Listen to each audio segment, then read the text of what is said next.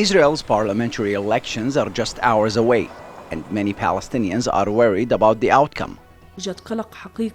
There is a real concern among the Palestinians about the elections and the fear that this government, especially under Netanyahu's leadership, is ready to go to the extreme in order to stay in power.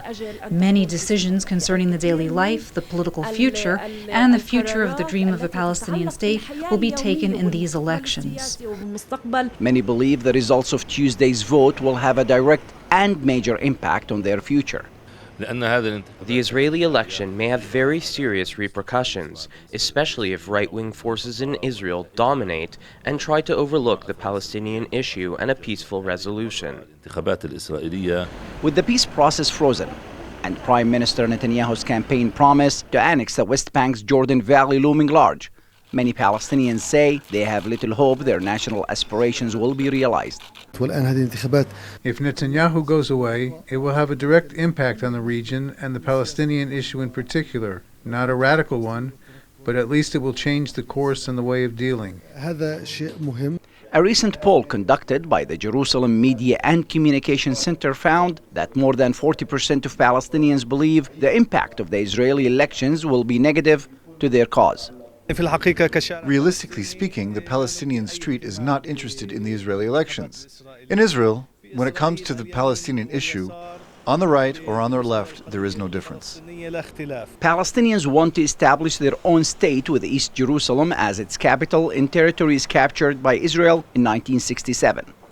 But many say that Israeli politicians on both the left and the right, as well as the Israeli public, don't seem to have the issue on their agenda. The Israeli elections are a contest between the right, the extreme right, and the more extreme right.